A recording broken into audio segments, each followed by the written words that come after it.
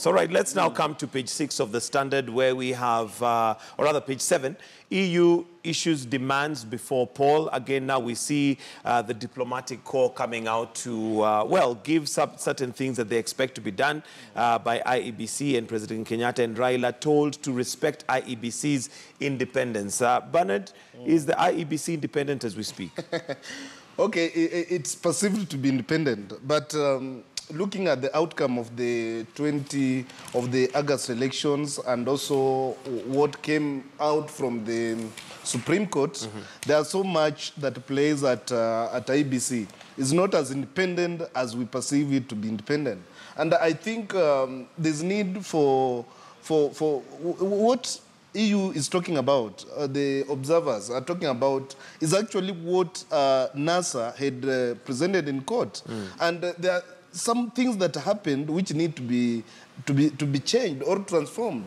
The issue of transmission, you know, those are pertinent issues that it will be very unfair for the IEBC to go ahead and conduct this election with the same systems, the same people, the same structures that they used in August elections. So the AU, although initially they had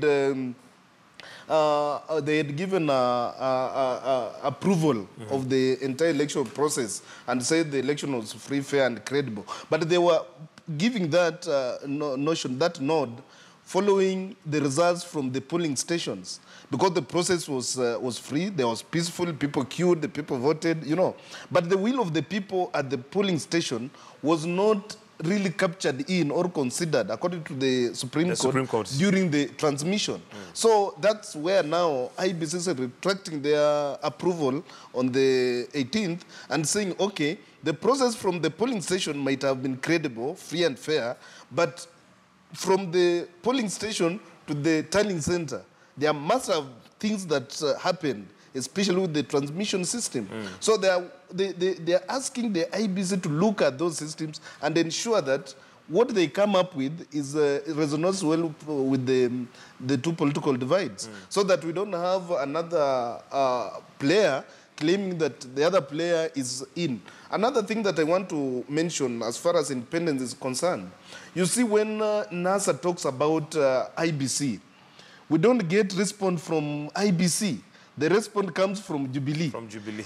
The other day you heard the president saying, and you see now, Uyu Muganga is telling us that he's not going to participate in the election, or is telling us that we must meet his demands.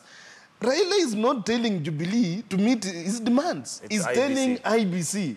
So I don't see why the connection between IEBC and the Jubilee government. Wherever NASA raises a question about a secretariat, a member of the secretariat in the IEBC, we see Jubilee coming up and defending that particular member. That position. But something funny happened, was it this week or last week? This week, when there was a mention of a commissioner from the northeastern region.